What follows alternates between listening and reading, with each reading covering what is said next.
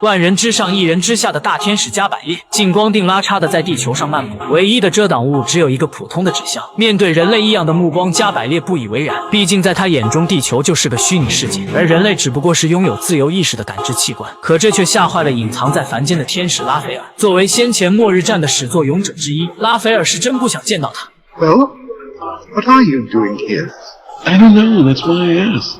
但惧怕邻里间的碎嘴谈论，他也只能请加百列进入书店。让他更惊讶的是，加百列竟失忆了，就连自己姓什么都不记得，甚至智商都严重缩水，只记得有很可怕的大事要发生。虽然他不知道可怕指的是什么，但他却下意识地来到了书店。拉斐尔希望通过那个纸箱找出点线索，结果它就是个普通的空纸箱。于是他马上给克劳利打电话求助。等克劳利急匆匆地赶来，看到加百列从后面无声地出现，他的表情比刚才拉斐尔还要夸张。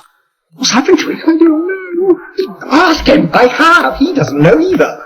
Ask him truthfully. 克劳利很严肃地让他把加百列送走，随便什么地方越远越好。之前天堂为了甩锅，加百列命人将拉斐尔放到地狱之火上炙烤，幸亏与克劳利互换了身体，才捡回一条小命。虽然拉斐尔被逐出天堂，不再是天使，可他依旧有一颗善良温和的心，他坚决不同意弃之不管。就这样，两个6000年的好友兼恋人又闹掰了。刚走出书店，克劳利越想越气，气体慢慢凝聚，变成白烟，散发出体味。下一秒，他反倒遭雷劈了。难道是他的抛弃引来了上帝的不？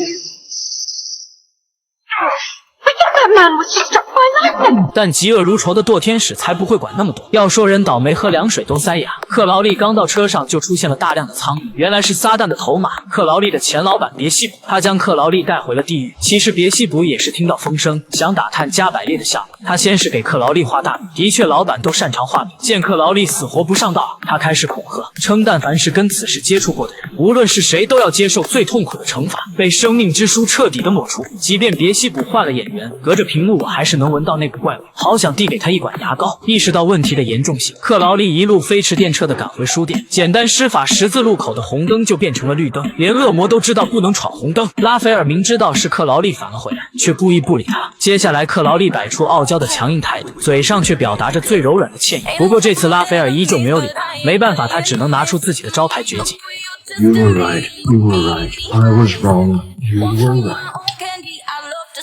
跳过道歉舞，两人才算重归于好。克劳利也说出将要面临的麻烦，如果加百列的失忆是假的，那他特意隐藏在你我身边，岂不是定时炸弹？为了验证猜想，克劳利会时不时说出曾经的重要台词，从而观察加百列的反应。结果却是一无所获。既然对方失忆了，克劳利就口述脑补出他曾经的罪行。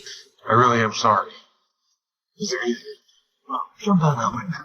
没想到真按照克劳利的指示去跳楼，看他似乎是认真的，克劳利便在最后一刻叫停了他。至此，他也相信加百列是真的失忆了。可他也不好好想想，假如加百列是假失忆，他是大天使跳下去会死吗？不过在克劳利的逼问下，加百列想起自己的记忆似乎好像跟火柴盒有关。然而这个火柴盒现在就在天堂。天堂第37阶书天使发现了这个凡间的物品，他将火柴盒交给目前级别最高的2位法祖。米迦勒看着眼前的东西，也不知道是什么。 还不想让人看出他露怯，于是就假装明白摆弄几下，便断定加百列的失踪是去了地球。拉斐尔和克劳利为了更好的隐藏，同时对加百列施展了奇迹。两个大聪明相信这次绝对能躲过天堂与地狱的排查。